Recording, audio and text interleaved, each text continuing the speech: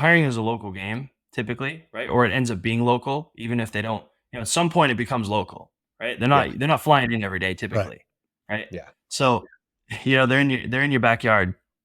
If you come at it from the perspective of they might know somebody, they might be able to refer somebody, you might have an entry level position. A lot of times I mean, gosh, we've seen it where we had a company where like a mechanic, I'll give you an example. So this is why the applicant tracking system is so important. So we log for our clients all these candidate, everyone that applies, and we reject them respectfully and we let them know why. This mechanic had applied for this carpenter role. Hey, I'm slow, whatever. Well, 4 months later, the company says we need a yard mechanic, shop mechanic. Well, that person that they rejected really nicely was perfect. We already had him on the list. They ended up hiring him.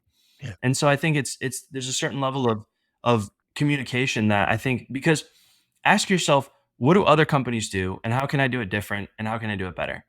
Most companies are overwhelmed in the hiring process. So Yeah. what I found is if you can do it in a respectful way, if you can let a candidate know, hey, I really appreciate it. I saw you did this and this. You made it second round. Like, here's why we didn't take you on.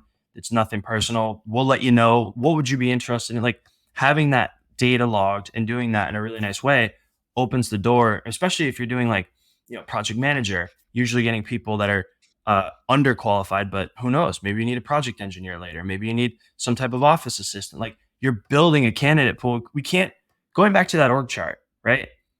It's like, if you knew that org chart, you might look and go, so I am actually in like 3 months going to need this project engineer. I know he's not quite qualified or she for the project manager position.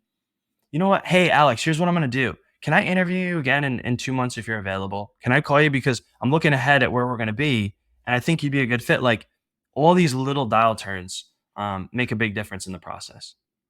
Yeah. And I think just like you said, protecting your brand, every single, if it is local, especially, every single person is going to know someone who is going to interact with your brand in some sort. Maybe it's the next candidate that applies. Maybe it's someone that calls as a lead. Maybe it's someone that's a neighbor of who's on your job, the next to your job site, but they're going to interact somehow. And you want to leave a good taste in your mouth. Every experience with someone about your brand is an opportunity to delight and to continue to build that reputation. Because at the end of the day, it's not what you say about your brand, it's what other people say about your brand that defines it. So really good there. All right. We understand that we have to have a clear understanding of what we need from our org chart down to the role specifics. We've got to have the job description. We've got to get it out to the masses with lots of lines and hooks in the water to find our ideal candidate. Let's walk into the actual selection process. You already mentioned that you may not be able to scan every single resume as well, and that may hurt you. But what are you exactly looking for when you look at a application? What allows you to select the right fit? It's a good question. So the goal is to keep a wider net, wider web, right? Because they Yeah. might know somebody. So you need the resources and the bandwidth to do that. Um, One of the tricks is, if you've ever been to a restaurant and you're waiting in line and then you see somebody kind of walk in and they just like walk right into the restaurant and you're like, I'm pretty sure that they weren't in line, right? You want to have a process that allows for quick progression of candidates. So Mm. it's really interesting. If you want to start with a very fast informal interview, right? Driver's license, where do you live? Like, immediate contact. The goal of that is to push out anybody that, quickly, that's not a good fit. But what it also Yeah. does is it allows you to take those really great candidates. Because if you have an ace, an A player, right, a 10 out of 10, let's say they just moved, give your example, Oklahoma. I just moved there because my mom's sick and I had a business. I shut it down because I need to go back and help family. Like, I'm a 10. I've got maybe a week to find a job. So if you have a slow hiring process where it's like informal interview in 2 days, and then, okay, great, we'll call you back when when our operations manager is available to do the second interview. That's 3 days. You've already lost them. So having a way for really good candidates to move to a skills assessment phase is so important. And a skills assessment is a way for us to validate their skill set. So like, we did this in the masonry side because the old school way of validating candidate skill sets, like, when we're hiring bricklayers, block layers or concrete finishers, my dad would throw them in and he'd call me at lunch, right? He'd be like, "Hey, did we send them home or is he or she gonna make it?" And I'd be like, "Oh, Dad, I gotta send two of them home. Like this isn't working out." One I sent home at 9. Like that was the old way of doing construction, but it hurts culture because if you do that enough times, like me, I was like, "Oh, Dad, you got another good one? This one's the one." We had 3 ones this week, but this is the one. Um, a skills assessment is basically they would come to my yard. I'd hand them a drawing of what they're going to build. There'd be a stack of bricks, stack of block. We do an intake form, right? Okay, you can do stucco, great. You can do this, great. You can do this. It was paid, and we got to see what they could do. So I could take somebody from informal interview to skills assessment in 24 hours. Wow. And then I could validate what they do, pay them really well for it. And so it opened up wonders. So if you could find a way to do this for every single role, office managers, project managers, estimators, operations managers, it it eliminates the need for friction because if you're like, "Oh, I think this one's really good," informal interview, maybe there's a quick, semi-formal interview, we'll call it, but right to a skills assessment. Let's see if they can deliver. Because if they can, now all I got to do is go back and make sure culture fit and soft skills. You piqued my interest Yeah. all the time you were talking. There's that old saying that you hire for skill and fire for attitude, and you're smiling. You've probably heard that a million times. How do you do the culture fit? That seems to be the harder one. That they're going to fit in and not be disruptive to your culture, and that they have same. How do you do that? So I'll give you what I do for my construction company, and then we talk about other clients. But so one of the things with us is we're a passionate group of people in the sense that you'll fit in at my company if you really love the work.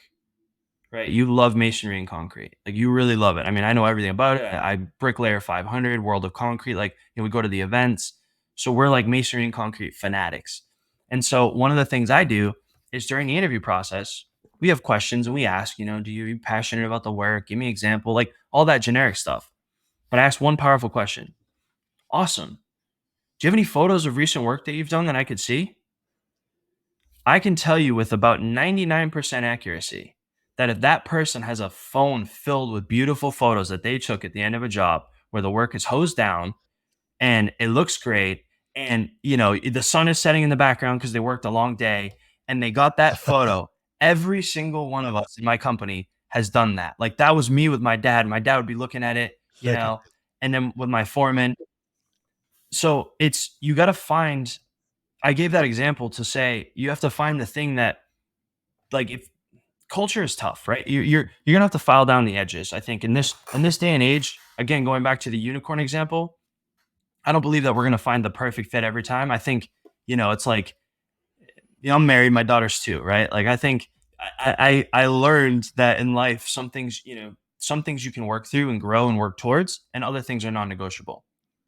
It's non-negotiable that you're not passionate about the work at my construction company.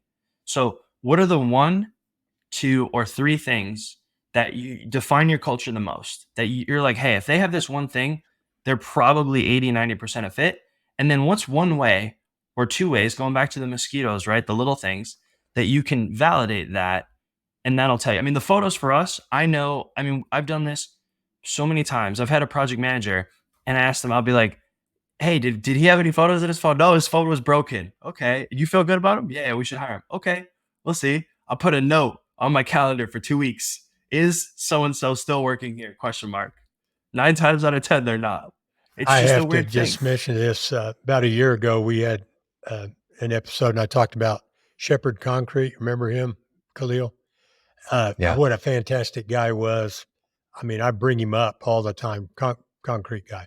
Well, we were building a parking lot, and I'm not skilled engineer, and I wanted to trust the guy. So I found this guy, and I said, "Hey, can we see some of your work?" And he said, "Yeah." Sunday afternoon, he comes and he gets me. We drive about 30 miles, showing me we're driving through parking lots, and he's pointing down. But then he pulls over, and he pulled out 150 pictures on his phone. Those 2-inch rebar in there, that's 20 feet deep. This took us, and I mean, I was tired of looking at the pictures, but I knew I had my guy, and he turned out to be so good. I mean, I still recommend him if anybody needs concrete down here. Bill Shepard at Shepard Concrete. call me, right? But anyway, yeah, exactly This that. episode sponsored by. Yeah, yeah. Yeah. No, it was exactly that. When as soon as you said that, I thought, oh yeah, that is. I wasn't trying to work for him, but he sold me completely because he just loved it. And anybody that loves it that much isn't going to mess you up. Anyway.